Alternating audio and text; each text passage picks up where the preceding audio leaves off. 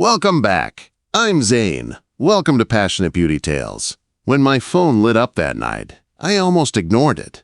It was past 10, the rain outside my apartment in Chicago was hitting the window hard, and I was halfway through fixing a busted kitchen drawer. Then I saw her name on the screen. Lily.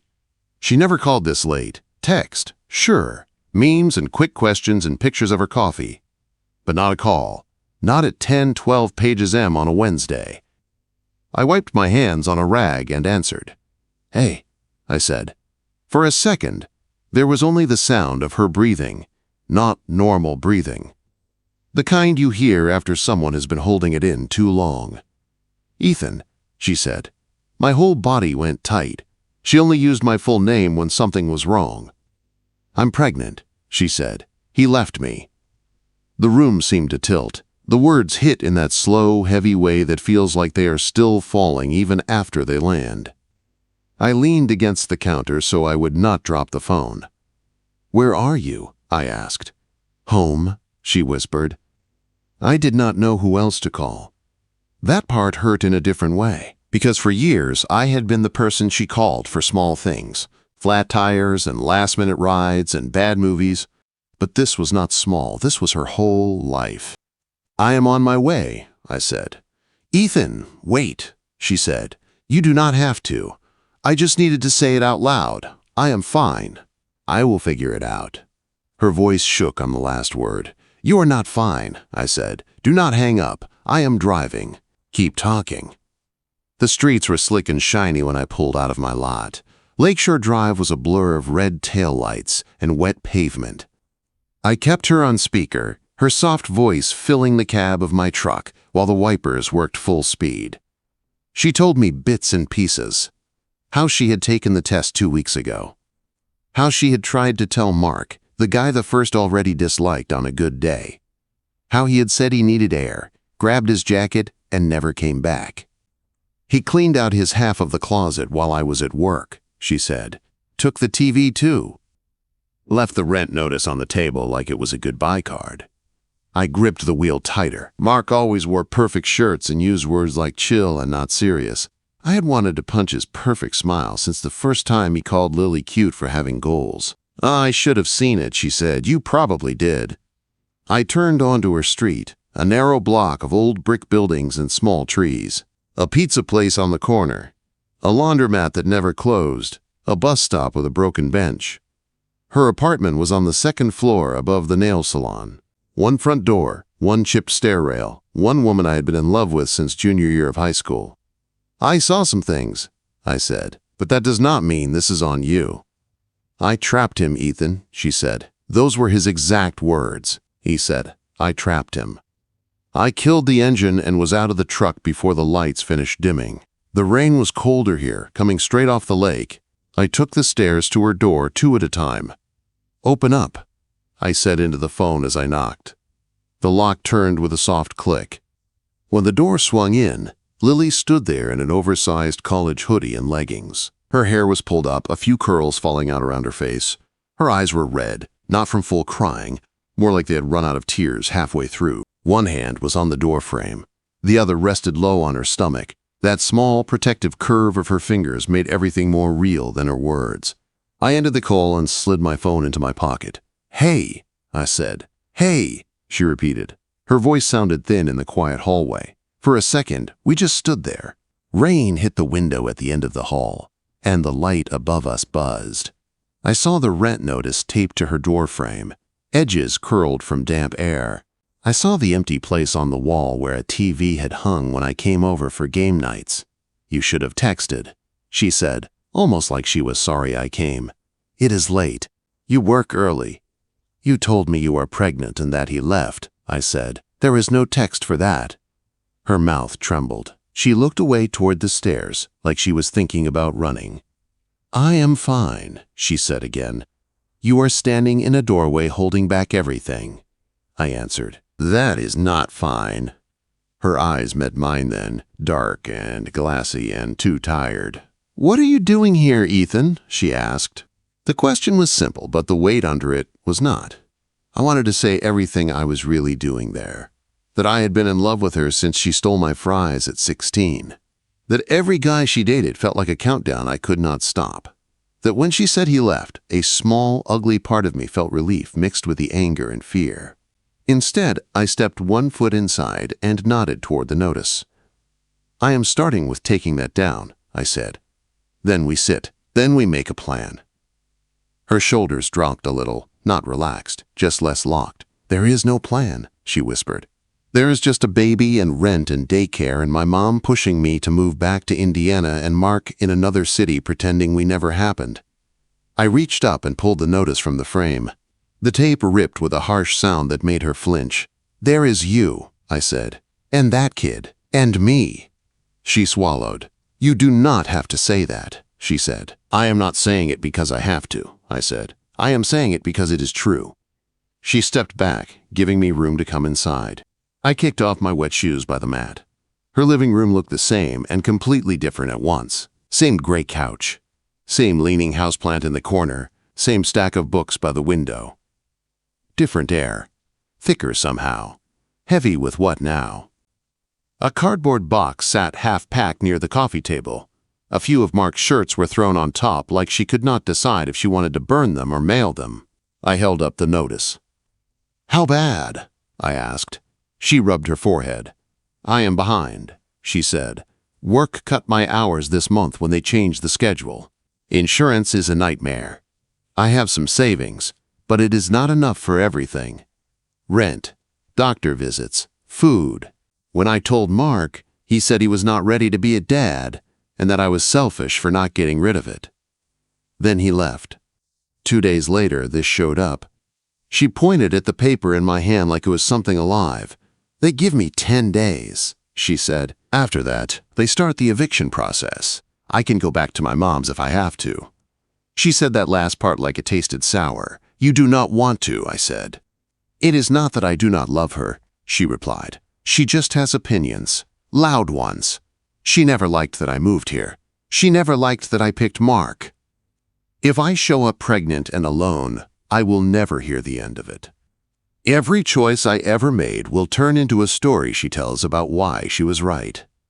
She sank onto the couch, one hand still on her stomach. Her hoodie pulled tight across it, and I could see the faint curve there. Not big yet, but there. A real thing. A small person who did not ask for any of this. "I am scared, Ethan," she said. The words came out small. That was what broke me.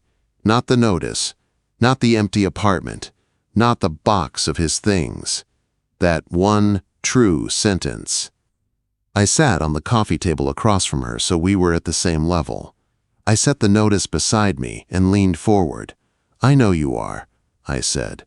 "You are allowed to be scared. But you are not doing this alone." Quote. Her eyes searched my face like she was trying to find the catch. "You say that now," she said. "But when it gets hard, when there is a crying baby at 3 in the morning and I smell like spit up and I cannot remember the last time I slept, when people start talking, you will wish you never came over tonight." I shook my head. "Try me," I said. She let out a breath that was almost a laugh, almost a sob. "Why?" she asked. "Why are you doing this?" Quote, "Because I love you," I thought. "Because I cannot stand the idea of you sitting on this couch alone with this weight on your chest and nobody to help you carry it." Out loud I said, "Because you are my best friend. Because you called me. Because there is a baby in this story now, and I do not walk away from that." Her throat worked like she was swallowing broken glass. "What if I ask you to?" she whispered. I looked at her hand on her stomach, at the small bump under the soft fabric, then back at her face. "Then we will talk about that," I said. "But not tonight. Tonight, you rest. I am making you something to eat. Then we figure out the next 10 days. She stared at me for a long second. Then she nodded, slow and tired. "Okay," she said. "Stay, just for tonight." Just for tonight. I knew even then that tonight was not going to be enough. I found her in the kitchen 10 minutes later, standing at the counter like she had forgotten what she came in for. The overhead light made the circles under her eyes look darker. The sink was half full of dishes, a cereal bowl with dried milk at the bottom, a mug with a ring of coffee. "Sit," I said, nodding toward the little table by the window. "I can help," she said, automatic. "You helped by calling me," I replied. "Chair, Lily." She hesitated, then pulled out a chair and sat. One hand stayed on her stomach like it needed a place to live.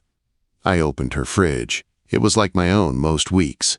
Half a carton of eggs, some takeout boxes, a bottle of orange juice, pickles, and 3 different types of yogurt. I grabbed the eggs and the cheese and found a pan.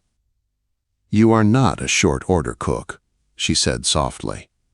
"Good thing," I answered, "because this is just a terrible omelet."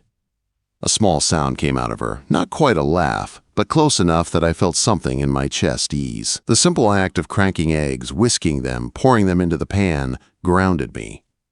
Some things in life are complicated. Heat and food are simple. I set a plate in front of her and filled a glass with water. "Eat what you can," I said. "You have 2 people to feed now." She picked up the fork like it weighed too much, took a bite, another. "You are quiet," she said after a minute. "I am thinking," I replied. "About how stupid I am," she guessed. I shook my head. "About numbers," I said. "Rent, bills, ways to stall a landlord." That got her attention. "I did not want you to pay my rent, Ethan," she said quickly. "I did not say I would," I answered. "I said I am thinking. Let me look at the notice first." She reached over to the counter where I had dropped it and slid it back toward me. The paper was thin, the ink heavy. 10 days. A late fee. Language meant to scare. I had seen worse on job sites and in my own mailbox years ago. "They want you to panic," I said. "So you call the number and agree to anything." "Is it that bad?" she asked. "It is not great," I said. "But you are not on the street tomorrow." Her shoulders sagged in a way that told me she had been picturing a trash bag of clothes and a long ride to Indiana. "I can pick up extra shifts at the restaurant," she said quickly. "I can sub more classes." "You can do some of that," I said. "But you cannot work yourself into the ground. That is not just you anymore." Her hand moved on her stomach again, slow and protective. "What is the plan then?" she asked. "First, we call this office tomorrow and see how much wiggle room they give," I said. "No promises, but sometimes if they hear someone calm on the line, they relax a little. Second, we talk to my cousin. He knows a guy who does legal aid. He helped me once with a landlord who tried to keep my deposit for fun." "No," she said fast. "Why no?" I asked. "I will not drag your family into my mess," she replied. "It is not dragging," I said. "He likes being useful. Also, the last time I helped him move, he swore he owed me for life. This is him paying a little of that back." She studied me like she was weighing every word. "And third," she asked. "Third, we go through your budget," I said. "See what is real and what can wait. You are not alone in this. We are going to break this down into pieces until it stops feeling like a wall and starts looking like a set of steps." She rubbed her forehead with her fingers. "I do not even know where to start," she whispered. "Right now, you start by finishing that omelet and taking a shower," I said. "You look like you have been holding your breath for 2 weeks." She looked down at her plate, then up at me. "Will you still be here when I get out?" she asked. The question landed low in my chest. "Yeah," I said. "I am staying on the couch." Her shoulders relaxed a little. "Okay," she said. While the water ran in the bathroom, I moved through her living room. I picked up the empty cans, folded the blanket on the couch, stacked the mail on the table. I did not touch the box with Mark's things. That was hers to deal with. Her bedroom door was half open. I saw the edge of the bed, the poster on the wall from the concert we went to at 19, long before either of us knew the word rent notice. It reminded me how long she had been in my life. My phone buzzed. "Ryland, you alive?" he texted. I called instead of answering. "What happened?" he asked as soon as he picked up. "Lily is pregnant," I said. Guy bailed. He swore under his breath. "You at her place?" "Yeah," I said. "You good?" he asked. Good was not the right word. My heart was doing something strange. Half fury, half protectiveness, half something I did not want to name. "I am staying on her couch," I said. She has 10 days before the landlord starts the process. I am going to see what I can do. You always did like the hard projects, he said. It is not a project, I said. I know, he replied. It is Lily. He understood without me having to say anything else. After I hung up, I found a clean set of sheets in her hall closet and made the couch. The movements were automatic, but my brain would not quiet. I kept seeing her face at the door, the way her hand stayed on her stomach like she was already bracing for impact. The bathroom door opened with a soft click. Steam rolled down the hall. Lily came out in a different hoodie and soft shorts, hair damp, skin pink from hot water. She looked younger and older at the same time. You did not have to fix the couch, she said, noticing the sheets. I did it for me, I said. That old throw blanket you had in here smells like popcorn and tears. Her mouth twitched. Movie week, she said. Last month. I forgot to wash it. She stood there for a second like she was not sure what to do with herself. Do you want company? I asked. Or do you want quiet? She bit her lip. I want to sleep, she said, but I do not want to dream about him walking out. Then we crowd your head with something else, I said. Come on. We ended up back on the couch, side by side, backs against the cushions, legs stretched out. I put on some old show we had seen. So many times, the dialogue was burned into our brains, the kind of background noise that did not demand attention. Halfway through the second episode, her head dropped against my shoulder. I am sorry, she murmured. For what? For calling you, she said. For making this your problem too. It is not a problem, I said. It is your life. There is a difference. Her fingers brushed the back of my hand. It might have been an accident. My heart did not care. Thank you for coming, she whispered. I swallowed hard. Always, I said. Her breathing evened out slowly after that. Deep, steady, heavy, with real sleep. I sat there, staring at the TV without seeing it, afraid to move and wake her. Her weight against me felt right and wrong at the same time. Right because this was the place I wanted to be. Wrong because she was broken in ways I could not fix in one night. When her phone buzzed on the coffee table, I leaned forward carefully and checked the screen. Unknown number. One line of text. You are going to regret this, Lily. My jaw tightened. It had to be him. The timing, the tone, the kind of message a man sends when he knows he has done something awful and wants to spread the fear around. I did not wake her. I put the phone back down, memorizing the number, and sat there in the blue light of the screen and the quiet hum of the heater, feeling something settle in my chest. Whatever came next, this was the line. She was not doing this alone. The next morning started with the sound of rain on the window and Lily throwing up in the bathroom. I was already half awake on the couch, staring at the ceiling. The light outside was gray and weak, city gray. I heard the toilet flush, water run, then a small curse under her breath. You okay? I called. No, she answered, voice muffled, but I will be. She came out a minute later, one hand on the wall like the floor was not steady. Her hair was a mess, her face was pale. She was brushing her teeth like she was mad at them. Morning sickness at night, she said, mouth full of foam. My body likes to be special.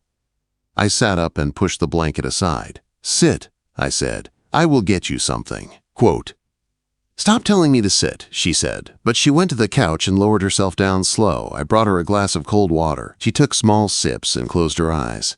Lily, I said, yeah? You got a text last night, I said, from a number I did not recognize. Her eyes opened. What did it say? She asked. I watched her face. You are going to regret this, Lily, I said.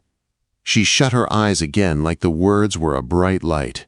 It was him, she said. He called twice before that from a blocked number. I did not answer. Then he sent that. You could report it, I said. As what? She asked. Mean ex-boyfriend being mean by text. Chicago would laugh me off the line. The anger in me did not have anywhere to go, so it sat in my chest like a hot stone. Block the number, I said. I did last night, she replied. Then I thought about him using another phone, and I stayed awake for an hour. I sat on the coffee table again, the same spot as the night before. "If he shows up here, you call me," I said. "If I am not here, you call me. If I do not answer, you call Ryland. You do not open the door. You do not go outside to talk. Deal?" She stared at me. "You are serious," she said. "Yes," I answered. She took a slow breath.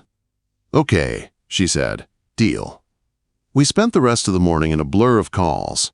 She sat at the table with her laptop open, hair in a messy knot. I sat beside her with a rent notice, a notepad, and a cheap pen. I called the number on the notice first. A woman with a tired voice answered. I kept my tone calm, steady, the way I used to talk to difficult clients at the job site. I asked about arrangements, about late fees, about short-term plans, about proof of income. By the time I hung up, I had a list. It was not easy, but it was something. They would give her a little more time with a partial payment and proof she was working on it. Not mercy, just business. But it was better than nothing. "We can do this," I said, turning the pad so she could see. "It is tight, but not impossible." She looked at the numbers like she was seeing a foreign language. "I do not know how to thank you," she whispered. "You do not," I said. "You just keep going to work and keep eating breakfast." Later, we took the train to her doctor appointment. The office was on the 10th floor of a glass building near the river. The waiting room smelled like hand sanitizer and fresh coffee. "You do not have to come in," she said as we sat down. "You can wait out here." "I want to be where you want me," I said. "If that is here, I stay. If it is out there, I find a bad vending machine." She studied my face. "Come in," she said, "if you want." I did. The exam room was small and bright. A poster of a smiling baby on the wall. The doctor was a calm woman with quick eyes. She asked questions and listened to the answers without rushing. "You are about 11 weeks," she said. "How are you feeling?" "Like a truck hit me at night and a bus finishes the job in the morning," Lily said. The doctor smiled a little. "That tracks," she said. She did all the checks, took blood, asked about family history. Then she wheeled over a small machine and put gel on a wand. "Do you want to hear the heartbeat?" she asked. Lily went still. "Yes," she said, voice small. "Both of you can come closer," the doctor said. I moved to the side of the bed, suddenly very aware of my hands. Lily reached for one and laced her fingers through mine without looking. The doctor pressed the wand to Lily's stomach. For a few seconds, there was only static and the faint hum of the machine. Then, a sound filled the room. Fast, steady, like someone running in place. "That is your baby," the doctor said. Lily's grip on my hand tightened. Her eyes filled fast. She let one tear fall, then another. "That is real," she whispered. "It was real yesterday," I said. "Now it has a soundtrack." The doctor smiled and printed a tiny black and white picture. She handed it to Lily and wiped away the gel. When we left the office, Lily held the picture like it was made of glass. "We can make copies," I said. "I know," she replied. "This one is mine."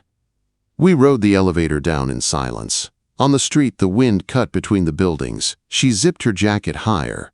I walked close, so my shoulder blocked some of it. At the corner, a group of teachers from her old school crossed in front of us. I recognized one from a holiday party years ago. They saw Lily, saw the faint curve under her jacket, saw me beside her. Their eyes flicked up and down fast. "Hi, Lily," one of them said. "Hey," Lily replied, forcing a smile. They kept walking, but I could feel the buzz behind us, quiet and sharp. Lily's shoulders hunched. "They're going to talk," she said. "Let them," I answered. "You say that because you do not have to sit in a break room with them," she replied. "You do not have to read their faces in the grocery store." I did not answer. I could not fix people. I could only stand next to her while they tried to make her small. Over the next 2 weeks, we fell into a pattern. In the mornings, I went to my jobs, fixing cabinets, patching walls, repainting hallways in old buildings that smelled like dust and bleach. At night, I came to Lily's apartment. Some days, she was okay. Tired, but okay. Some days, she was bone-deep exhausted, her mood swinging from sharp to quiet in an hour. We made a budget. We sent documents to the rent office. My cousin's friend looked over her lease and found a few things the landlord was supposed to fix and never did. That gave us a little leverage. When she was too tired to cook, I made pasta. When I was too tired to stand, she made tea. She started leaving a spare key on the hook by the door. She did not say anything about it, neither did I. One night we were sitting on the couch, a movie playing low. She shifted and winced. "You okay?" I asked. "Back hurts," she said. "Everything hurts." "Come here," I said. She stretched out, turning so her feet ended up in my lap. I started to protest, then shut up and put my hands on her ankles. I worked my thumbs into the sore spots. "That feels illegal," she said after a minute. "In a good way?" I asked. "In a very good way," she answered, eyes closing. We stayed like that, the room dim, the movie forgotten. Her breathing slowed. My hands kept moving in small circles. I could have stayed there forever.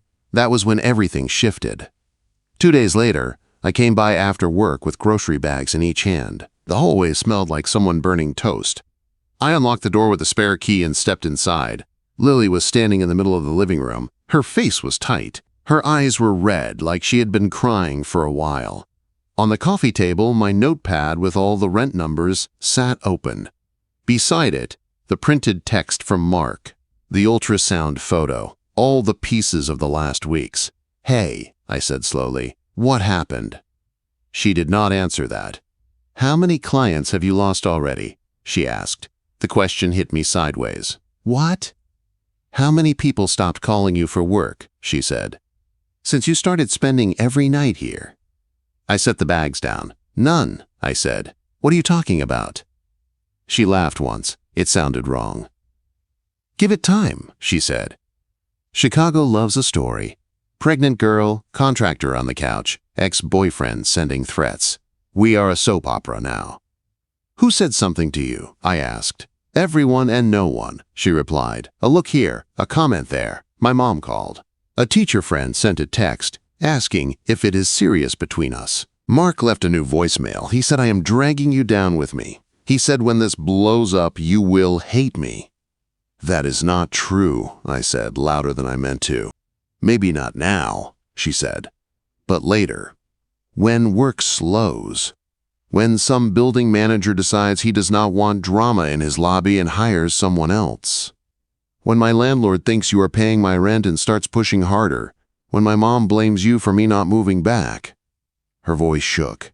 "I can take that," I said. "No," she said. "You should not have to." She took a step back like she needed distance to breathe. "I cannot stand the idea of you getting hurt because you stayed," she said. "I already made one bad choice with one man. I will not drag you under two." "Lily," I said. "Ethan," she cut in, "you need to go." My chest went tight. "What?" "You need to stop coming every night," she said. "Stop fixing everything. Stop being the guy who shows up first. I cannot keep leaning on you like this." "This was not just me," I said. "You asked me to stay." "I know," she said. "And I am grateful. More than you know. But I cannot do this if every kindness turns into another reason to feel guilty. I need to figure out what my life looks like when you are not here to hold it together." Her hand shook as she pointed toward the door. "Please," she said, "go." The word please cut deeper than if she had yelled. "Is this what you want?" I asked. She swallowed. Her eyes glistened. "This is what I need," she said. "Or I will break." Every part of me wanted to refuse, to argue, to tell her that walking away was the worst choice I could make. But the same part that made me ask before touching her now told me the truth. No meant no here too. I picked up my jacket, my keys. I left the groceries on the counter. At the door, I turned. She stood in the middle of the room, one hand on her belly, the other covering her mouth like she was holding back a sound. "I am not leaving because I am tired of you," I said. "I am leaving because you asked me to." Her eyes met mine. "I know," she whispered. I stepped out into the hallway. The door closed behind me with a soft click. 3 days passed. I worked. I slept badly. I checked my phone too often. I did not go to her street. I did not take the train to her stop. I told myself I was giving her what she needed. It felt like I was cutting off my own arm. On the third night, the sky turned the color I knew from every bad storm. Heavy, low, wrong. Thunder rolled over the city. Rain started hard and fast. I was in my apartment, staring at the window, when my phone rang. It was Ryland. "Ethan," he said, "you listening to the news?" "No," I said. "Why?" "Big wreck on her side of town," he said. "Power lines down, streets flooded. Scanner says an ambulance got stuck near Lily's block, trying to reach a pregnant woman in labor." The room went cold around me. "What address?" I asked. He paused. "Her building," he said. "Second floor." I did not think. I just moved. I grabbed my keys and my jacket and was in my truck before the call ended. The storm hit my face like a wall when I ran outside. Rain slammed the windshield so hard the wipers could not keep up. Streets were already filling with water. Drains choked with leaves. The closer I got to her neighborhood, the worse it looked. Sirens cut through the wind. A flash of blue lights in the distance. I turned down her street and saw it. An ambulance sat sideways at the corner, half in a deep pool of water. Its lights flashed red and white against the brick buildings. A power line sagged low above it, throwing sparks in the rain. 2 paramedics stood by the back doors, talking into radios, looking helpless. I pulled over hard, shoved my truck into park and ran. My shoes filled with water in seconds. "Hey," I shouted, "is it Lily in there? Second floor, above the nail place?" One of them looked up. "You, Ethan?" he yelled. My chest tightened. "Yes." "She called 911 and gave us your name," he said. "We cannot get past that line until the power company shuts it down. They are trying to reroute a unit, but this whole side of town is a mess." "How far up?" I asked. "End of the block," he said. "Second floor. We can walk you through what to do until we get there." My heart slammed so hard I could feel it in my throat. "Do it," I said. He grabbed my arm and spoke fast over the storm.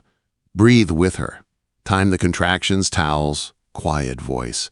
Keep her off her feet if you can. Put the phone on speaker. You can do this," he said. "We will get there as soon as we can." I nodded once and ran.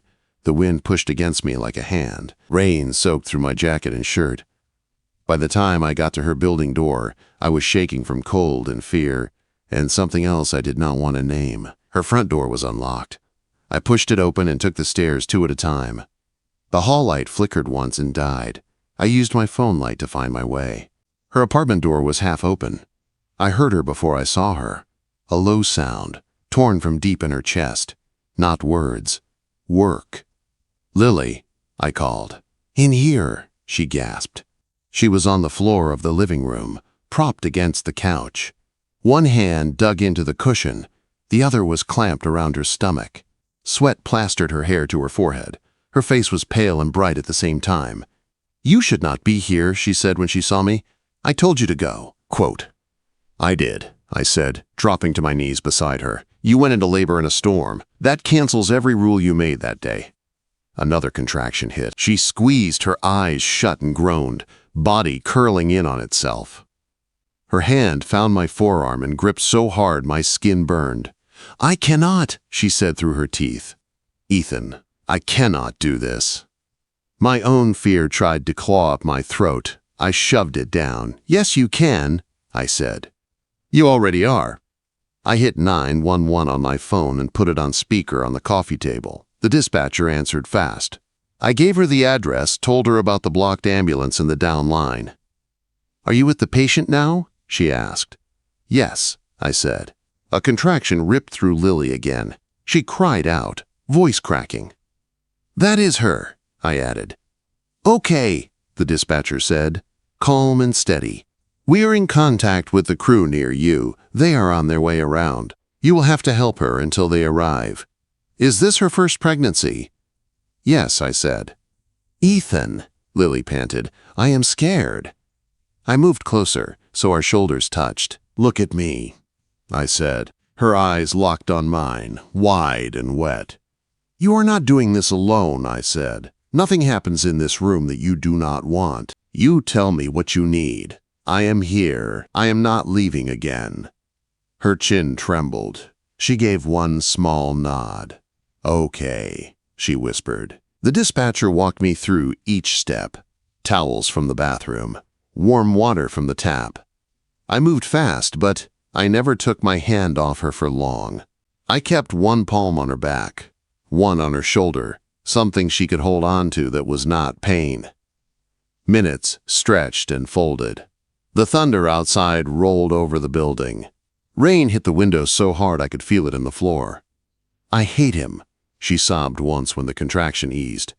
"I hate that he is not here. I hate that I still think of him at all." "You can hate him," I said. "You can hate everything about how you got here. But you listen to me. This baby is not him. This baby is you, strong and loud and stubborn." Her breath hitched. "And you," she said. My chest burned. "Sure," I said softly. "And a little bit me." Another wave hit. She cried out, fingers digging into my hand hard enough to bruise. "Breathe," I said.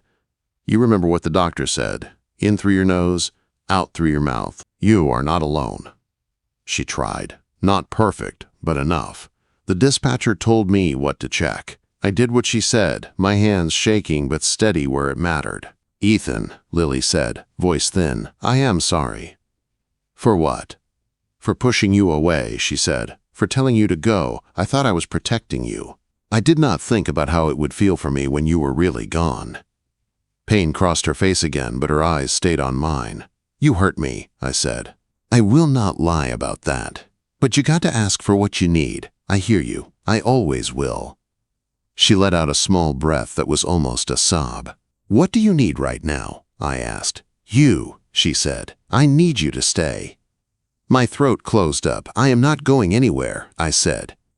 The next contraction was the worst yet. Her whole body tensed. She cried out, grabbed the front of my shirt and pulled. "Make it stop," she pleaded. "You are almost there," the dispatcher said through the phone. "She is progressing fast. When she says she needs to push, let her." Lily's eyes squeezed shut. "Now," she gritted. "I have to push now." "Okay," I said, my voice shaking. "Okay, I have you. One big push. All that anger, all that love. Put it there." She bore down with a sound that did not sound like anything else on earth. Raw and huge. The room seemed to shrink around us. For a second, I forgot to breathe. Then I saw it. A small, dark head. Then more. Somehow, my hands knew what to do, even though my brain screamed not to drop anything. There was a rush of warmth, and then a new sound filled the room. A high, sharp cry, thin but fierce. I laughed and choked at the same time. "You did it," I said, my voice breaking. "Lily, you did it." "What?" she gasped. "Is the baby okay?" "She is loud," I said, checking like the dispatcher told me, "and she is perfect." "She?" Lily whispered. I wrapped the tiny body in a clean towel and moved fast, placing her on Lily's chest. The cry softened as soon as she felt skin and heartbeat. Her small hand opened and closed against Lily's shirt. Lily looked down at her, then up at me. Her face was wet with tears and sweat and more tears. "Hi," she whispered to the baby. "I am your mom. We made it." She looked at me again. "We made it," she corrected. My knees felt weak. I sat back on my heels, one hand still on Lily's shoulder, one resting lightly over the towel on the baby's back. For a moment, the storm outside faded. There was no landlord, no text messages, no Mark. Just this small person breathing fast against Lily's chest and Lily breathing slower under her. Sirens grew louder outside. The door burst open without a knock. Paramedics filled the room with bright jackets and calm voices. They checked Lily, checked the baby, said things like, "Good job and right on time." "You did well," one of them said to me. "She did everything," I said. They moved her to a stretcher, baby still in her arms, and started toward the door. Lily's hand shot out and grabbed mine. "You are coming," she said.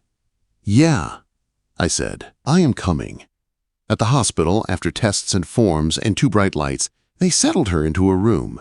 The baby slept in a clear bassinet beside the bed, wrapped tight, tiny chest rising and falling.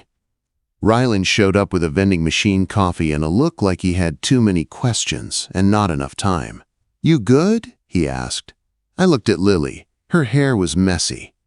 Her eyes were heavy. Her mouth was curved in the smallest, realest smile I had ever seen on her face. "Yeah," I said.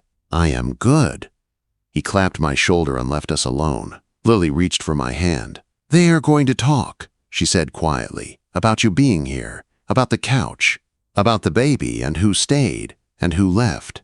Quote, "Let them," I said. "You said that before," she replied, "back when it was just fear and rent notices." I did not believe you. "And now?" I asked. She looked at the baby, then at me. "Now I heard you run through a storm," she said. "I heard you tell a stranger on the phone that I was not alone. I heard my own voice asking you to stay. I am done worrying about people who were not in that room." Her fingers tightened around mine. "I cannot promise it will be easy," she said.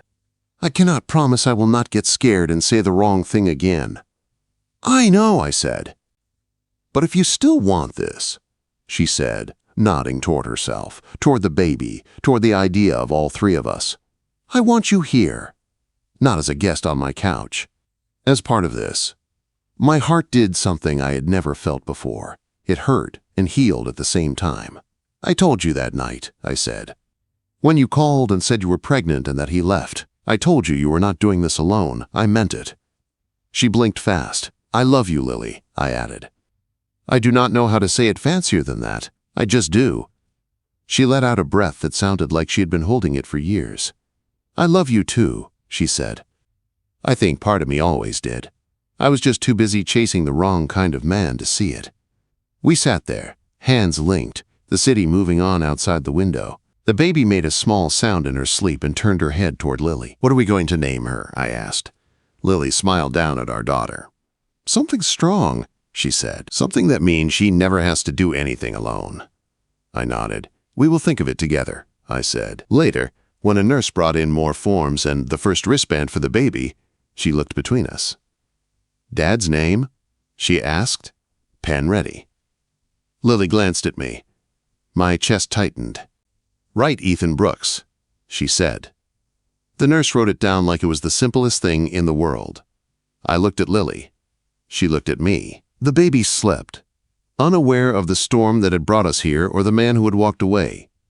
All she would ever know was this: her mother, me, a small apartment that would one day be too small and then just right again. Rent notices and budgets and long nights and early mornings. And the promise I had made on the very first night. She would never have to do any of it alone. If this story stays with your heart, don't forget to like, subscribe, and share it with your friends.